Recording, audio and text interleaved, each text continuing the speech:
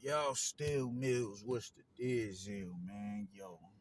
Y'all know what I do, man. Food run for the fam bam, and I'm back in the crib kicking my feet up, man. I ain't really touched the crib since I left work, man. I got off work pretty late today, man. But peep game, man. Listen, y'all, we gotta fight. Gotta fight. Both fighters weighed in. This ain't who I think it is. Kids just slick. Think they slick out here, man. But yeah, we gotta fight, man. Both fighters are weighed in. It ain't really even much left to talk about. Tomorrow is up. Tomorrow is definitely up, man. One thing I saw at the weigh-in was Bud was he did exchange between him and Spencer's little Rello or whatever.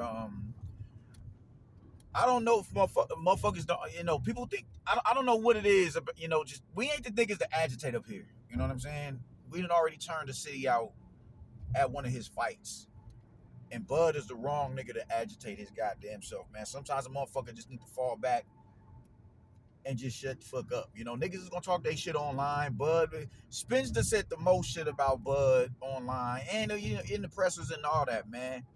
When Bud matched that energy, now all of a sudden the shit is an issue with, like, I don't know who homeboy was. I think that was his Rello or whatever, man. But what is you gonna do? You gonna get in the ring and box with that? You gonna get up and boss up with him next? You know what I'm saying? Like, Bud's fam. Now you can talk. I ain't mad at the heckling and the talking the shit or nothing like that, man. That come with the territory. Even niggas, they was heckling Spence, but it wasn't OD how they was heckling Spence. And Spence did what he was supposed to. You know what I'm saying? Who fuck is you calling a goldfish, nigga? Like, ain't none of that shit. I can't wait in here to get in here and show y'all what the deal is. I'm glad he said that. You dig? You supposed to clap back or whatever, man. But shit, man, I don't give a fuck who it is. If a heckler is just way out of pocket, he's supposed to get. If a heckler is way out of pocket with the shit that they saying, they supposed to get banged on. I don't give a fuck what nobody say. You supposed to get banged on. You supposed to get barked on. Cause it's like, what the fuck is you gonna do? It ain't what you gonna get up here and run a fade with me next? The fuck is you talking about? You dig? So I wasn't mad that he did what he did. I wasn't mad that he said what he said to him and how he reacted to him. He was supposed to react like that. Team Crawford wasn't over there. They wasn't over there. And they with all that bullshit. They with the bullshit.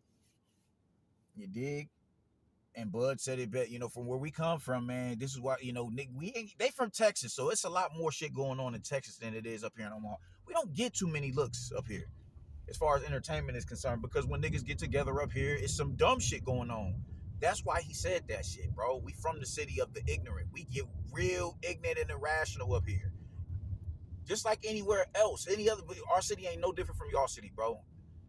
The same shit from my hood to your hood. That's how I go, man. So chill, bro. You not the nigga. Even if you did decide, yeah, I get up there and box with you next. What's the success rate you think you gonna be successful in that shit, bro? Slim to none, 0 to none. Let's do it like that. So yeah, man. As far as this fight goes, man, how I see it, y'all know I don't beat around the bush. I don't do the, build up to, build anticipation for my answer and then like that. Nah, man, I'm not good at that shit, man. I'm coming right off the rip and saying, I'm going with Bud. I don't see Spence being able to come out victorious in this fight. Now, granted, I've been wrong before. I was damn sure wrong with Josh Taylor and Teofimo Lopez. I thought Josh Taylor's year in activity and Teofimo Lopez's lackluster performances, his first two fights at 140 pounds, I was, oh man, Josh Taylor got this shit in the bag. I was wrong as two left feet. And what's the parallel between Josh Taylor and Earl Spence? Earl Spence has been off just as long as Josh Taylor was when he went into that fight. That's one thing that's getting completely overlooked. That's one thing that is getting completely overlooked. Inactivity. Because Floyd did it or Sugar Ray Leonard did it, they think that automatically makes Spence able to do it. But they have tools in their toolbox that Spence does not have. So you have to take that into consideration going into this fight as well. We ain't even got to talk about the car crashes and all that and the lifestyle outside of the ring, because I'm not mad at people who like to go out and have fun. I'm not mad at that. But when it gets to a point where you're risking your life, that's an issue. But we ain't even got to get into that, because I'm not mad at him going out and having fun. Go ahead, get your drink on, man. He's a unified champion despite all that shit. Despite all that, he's a unified world champion, undefeated world champion. So, it is what it is. I'm not mad at niggas for going out and getting their drink on, man. We'll just keep it relegating to this shit over here. He's been out of the ring for well over a year, and you're going into the biggest fight of your career with this mindset that I don't do tune-ups. I'm not mad at that, but it's logical to take tune-ups, because it's not weak, bro. You know what I'm saying? Like, you're supposed to go in there and knock off the cobwebs. It's like going to I'm about to go hoop, but I don't need to play 21, or I don't need to stretch. I'm getting right off work from sitting down all day or working in the freezer all day, and I'm just about to go lace up and go hoop. I ain't getting no shots up or nothing. It's goofy. But as far as the fight go, we go back to the fight, man. Like I said, the triangle theories in the sport of boxing don't work, man. But there are definitely variables that you can take from those common opponents, and it makes it a lot easier to make an analysis depending on how each individual performed against each other with the common opponents, man. And when you look at what Kell Brook was able to do, first off, I'm gonna come out and say I don't think Bud should fight Earl Spence out of the southpaw stance. I think he should stay in the conventional stance and fighting. I think he should stay in the conventional stance and fighting. Why? Because now, all right, cool. He hasn't came across that many southpaws or whatever, and I do think I think he's the better southpaw, but he has advantages fighting out of the conventional stance that he doesn't have fighting out of the southpaw stance. And those same advantages that he has, Porter and Kell Brook was able to utilize out of the conventional stance. And that is simply cutting and spinning that man to his left, or his right, I mean. Spinning to your left to his right. Kell Brook was able to counter that man's jab the entire fight. The entire fight. It was real subtle steps.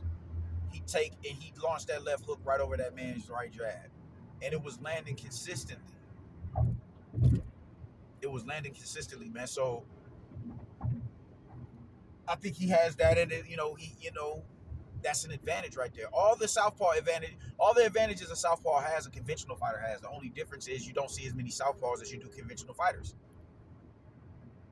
Bud has that same advantage going into this fight as a conventional fighter. You look at Sean Porter. What Sean Porter was able to do: come in low, get in his chest, spin him to his right, force him to reset, throw punches off those angles, create those angles and throw punches.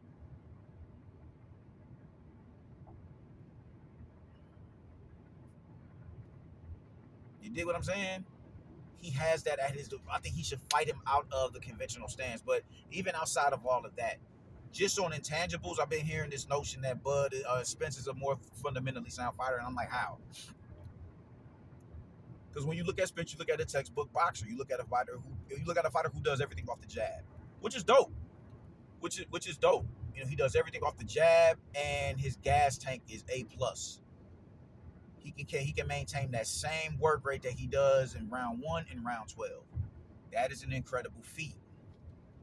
But it's the same thing with Bud. Spence has a tight guard. He keeps his guard really tight. Like he keeps his guard tight. He has good defense, but Bud keeps a tight guard as well. And he's a lot more fluid in his upper body movement, his upper body motion. Are you serious? God damn it. I missed my exit. But he's a lot more fluid in his upper body movement, man. He gets to the sides of shots and he weaves a lot of the hooks. It's harder to split the guard with the uppercut when he's trained to step back off of it. He has the dexterity to get out of the way of the shots with the slips. Spence doesn't have that in his repertoire. So how exactly is he the more fundamentally sound fighter? You look at someone like Sean Porter, when Sean Porter was able to close distance on him in the manner that he was closing distance on him in and pinning him against the ropes, Earl Spence didn't have the dexterity or the feet to simply pivot out and spin with him. We ain't even talking about throwing the check or the check right hook off the turn. We just simply talking about spinning back to the, getting your back to the back, putting your back to the center of the ring. So where are you coming up with this notion that he's the more fundamentally sound fighter? Because I don't see it. I don't see it. All of these are fundamentals. You know what I'm saying? Boxing fundamentals is more than the jab. It's more than the jab. You have to have competent feet, you dig? But I mean, not just competent feet to put yourself, your feet coincides with your upper half. So as you're punching, you're stepping and you're not overstepping. You're properly placing your feet in proper punch position where you get full leverage on the shot, but you're not overshooting the shot, so you're off balance. So on that instinct alone, yeah, to a certain degree, you're gonna have feet. You're gonna have intelligent feet, but it's also what else can you do with your feet? What else can you do with them? And up until now, we haven't seen Spence be able to do anything extraordinary with his feet.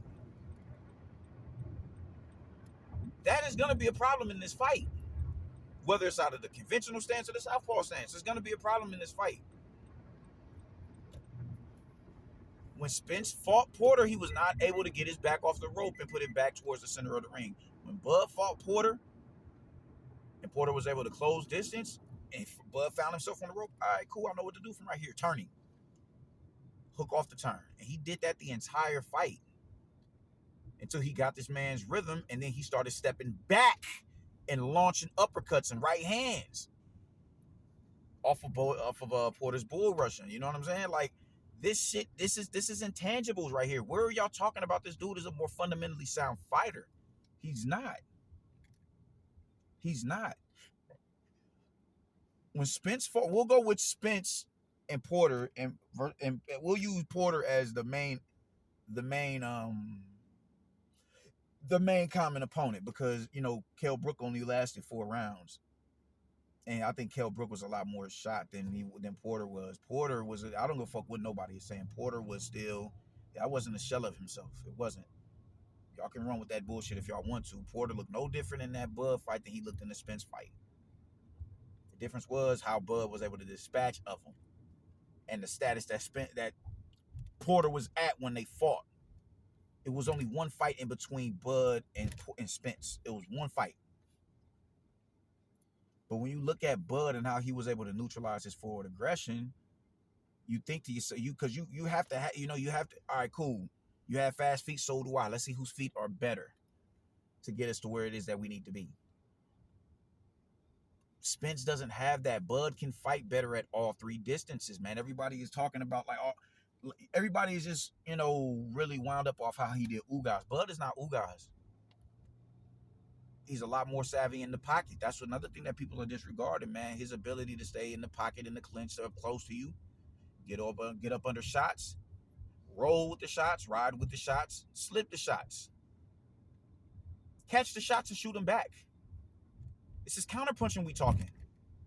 This is counterpunching. He's able to do all of this shit. He's able to do all this shit. So even if he did decide to stand and plant his feet and bang with him, what makes y'all think Bud is gonna be in this, a deer in the headlight in that, in that regard? He's not. He's a lot more poised in the pocket because he has more tools in his arsenal to deal with somebody in that type of situation when they're adding pressure, when they're applying pressure. What are you talking about? He fights better at mid distance. Even though Spence is that's him at his best around mid-range. But if we're at mid-range, Bud has the longer limbs. He can touch you before you can touch him. He's not going to be out of counter. He's not going to be out of position to land a counter. He can hit you from a distance that you can't get him. And he has the feet to place him in position to where I can touch you, but you can't touch me. Hence, Jose Benavidez Sr., who's 6 foot. Bud was there and he wasn't there. What are we talking about here, bro? Like I need to understand how this man is a more fundamentally sound fighter. Bud simply checks more boxes. He has all of the fundamentals that Spence has, but he checks more boxes. He has more intangibles to him. He has more pizzazz to him. He has an it factor to him. Spence doesn't have it. He damn sure fights better at long range. Why? Because he can take a half step back off the jab and walk you into a backhand. He can do all that. He can use his lateral movement and pump the jab. He did that with Raimundo Beltran.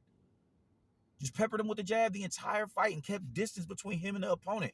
You have to find a way to get past this jab. And if you get past this jab, you want to come in low, you got to find a way to get past that uppercut. Bud checks more boxes. What are we talking about? Spence is a more fundamentally sound fighter. It makes no sense. Spence doesn't get to the size of shots. He's not no defensively proficient fighter. He's not. And there's nothing wrong with that because Golovkin doesn't get to the size of shots neither. He doesn't weave up under hooks. Golovkin ain't in there slipping. He has an iron chin and he has a tight guard.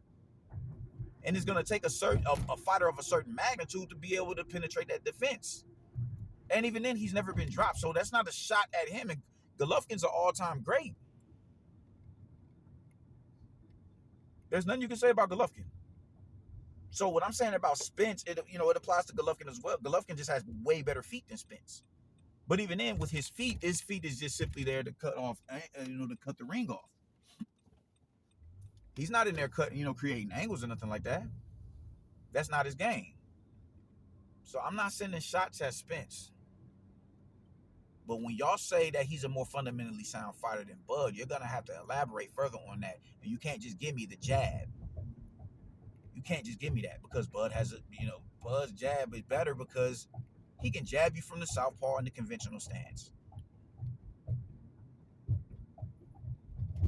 It's better because he can use it in more, in more situations like controlling distance, controlling range.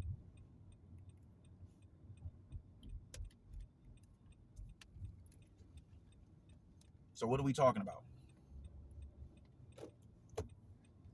You can't sit here and tell me that somebody's a more fundamentally sound fighter because, oh man, his jab. What else is there? Because he's a quintessential textbook fighter that automatically makes him better fundamentally than Bud, and that's just not the case, my nigga. Hell no. It's not the case at all. What the fuck are you talking about? So, with my official breakdown, how I see the fight happening, I ain't Nostradamus or nothing like that, but I'm gonna give it my best shot. Hold up, pause. So, like I was saying, as far as my official prediction goes, how I think the fight's gonna play out, I think Spence's best shot at winning this fight is for him to come out aggressive, effective aggression, and I think he's gonna do that like he always does. He's gonna come out. He's gonna work behind the jab. He's gonna fight at a safe. All right, cool. My grub is ready now. He's gonna come in behind the jab at a safe distance to where, because Spence doesn't start stepping into the jab until he has you get completely at the mercy of it. He doesn't step into it until he has you completely bent to his will. So he's gonna come out. He's gonna pump the jab. He's gonna throw off the jab. And I see him winning the first few rounds, winning the first 2 to 3 rounds, while Bud is downloading the information. It don't take long for Spence to get into a rhythm because that's his fighting style. It's easy for him to get in rhythm because he comes out, balls to the wall. So Bud is gonna take, while Bud is getting into rhythm in the third and the fourth round, Spence will already have been in rhythm. He's touching them, he's jabbing. Even the jabs that are landing, they're landing on the glove. Some may split the guard. Some hooks may sail behind the guard. He's going to tap the body. I think he's going to, he's not going to step in automatically and start throwing hooks to the body. He's going to plant them straights to the body. He may jab to the body. Spence is going to be busy in the first 2 to 3 rounds, Bud is gonna start coming on in the third round. It's gonna take him a minute to get in rhythm. He's gonna start throwing shots. Shots aren't going to start landing. He's just gonna start getting the shots out there to see how he reacts to them and where he can place the next shot at. He's him setting up the kill shots that he wants is going to start really in the third round. That's gonna be a swing round because Bud is just he's a sharper puncher. He's a sharper puncher than Spence, and he just has a different array of ways that he can land the shot. Spence is going to be in a rhythm. Bud is going to be going to get into rhythm, but it's going to be a swing round because Bud can create scoring opportunities off of his feet. I don't think Bud is just going to be standing there with his feet planted, looking to just go balls to the wall. No, it's not going to happen. But Spence will be in a rhythm while Bud is getting into a rhythm. The third and the fourth rounds, I feel, will be swing rounds. They will be swing rounds while Bud gets into a rhythm. By the time the fifth round comes, Bud is going to start placing the shots where he wants them at. He's going to start finding the mark a lot more often, landing the cleaner and more effective shots. By the time the fifth round comes around, we're really going to start to see a significant boost in Spence's offense. His volume is going to pause. Yeah, like I was saying, we're by the time that round comes around, fifth round comes around, we're gonna start to see a bigger, a increase in volume from Spence. I'm getting food right now for my kids and me. So yeah. Thank you very much. You have a better one. By the time fifth round comes around, you're gonna see a uptick in Spence's offense. You're gonna start to see him open up more. You're gonna start to see him open up more because he's getting touched a lot more than he would, than what he's accustomed to getting touched. And when that happens, you're gonna see Bud is going to start countering a lot more effectively. That's the thing what people don't understand. This offense. Oh man, he's a beast. His tank, his stamina, yada yada yada. The more you throw, if Spence is throwing 40 punches around in the previous round, and he steps up his offense and throws 65 punches the next round, that opens up more counter punching opportunities for the man in front of you. So when he's doing that, Bud is going to be countering effectively, making him miss, making him pay. Making him miss, making him pay. That's going to go on for about a round and a half, 2 rounds. I think by the 6th round, Bud is going to have complete and control of the fight. Spence is going to be swinging a lot, doing a lot of swinging, and he's going to end up getting caught. Punches. He's going to be eating punches in between his punches. Bud is a sharp counter puncher. You can't just sit up there and just throw with him and throw with a reckless abandonment and think nothing is going to come back. You're going to get answered for that. He's going to answer you. By the time the 7th round comes around, right about the 7th and the 8th round, you're going to see Spence's work rate begin to dissipate because he's thinking about the counters now. All right, I don't want to keep getting hit. So let me think let me get a little bit more calculative where I'm going to land it, what punch I'm going to throw next and where openings that I'm seeing. And while you're thinking on where you're going to go next, Bud is already 10 steps ahead of you. He's already 10 steps ahead of you. You're coming, I think Spence's event, he's going to come in, he's going to stop throwing as much. He's going to start trying to close distances, break distance, walk in behind the high guard and look to roughhouse him a little bit or whatever. He's going to start getting walked into back hands. He's going to start getting walked into back hands. And I think around about the 9th round, he's going to hit the canvas. He's going to hit the canvas. I don't want to disrespect him and say he's going to get stopped, even though I'm going to say it online or whatever. I mean, shit, man, it's fight week. We lit up here in the city, man. The champ is fighting. This is the fight we've been waiting for 5 years, half a fucking decade. Yeah, I'll say that shit online, but in retrospect, I'm like, nah, man, I don't want to do that to dude because, he's shown us that he's never been dropped before, let alone knocked out. Now all of a sudden he's going to get knocked out. I'll give that man that respect and say it's going to go it's going to be a 12-round decision, but he is going to hit the deck. He is definitely going to hit the deck. I see that happening. I got Bud winning the unanimous decision.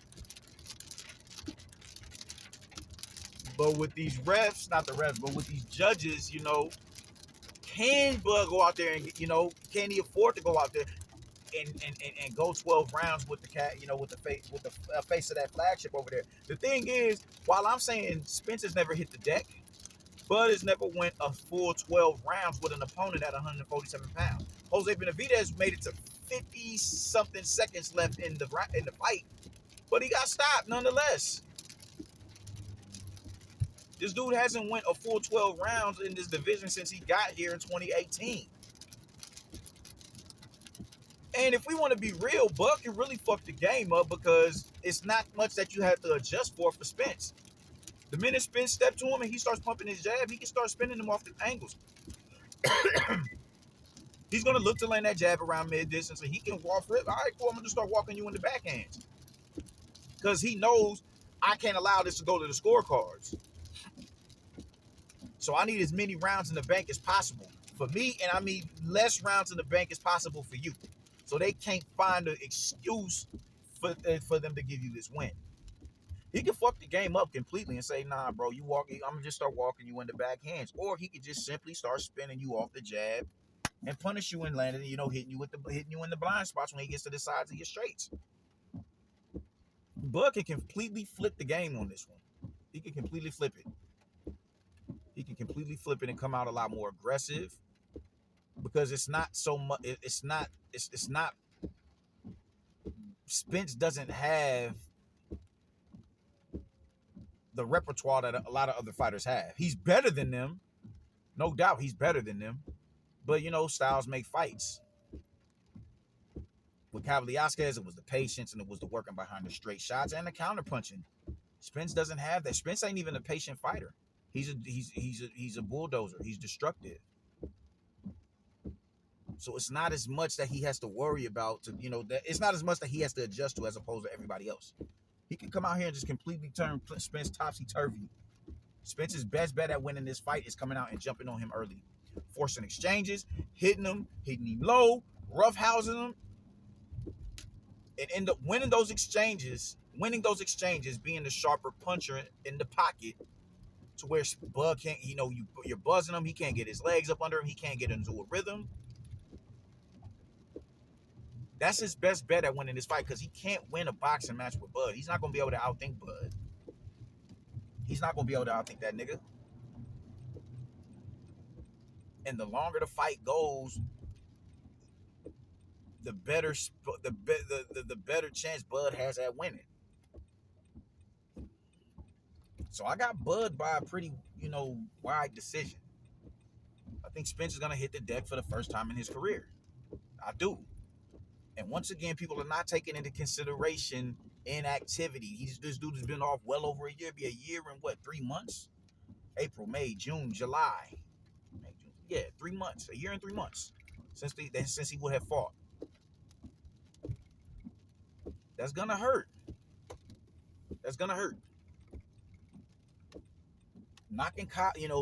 Fighting tune-ups that knocks the cobwebs off, so you're sharper. The shit that you wouldn't be susceptible to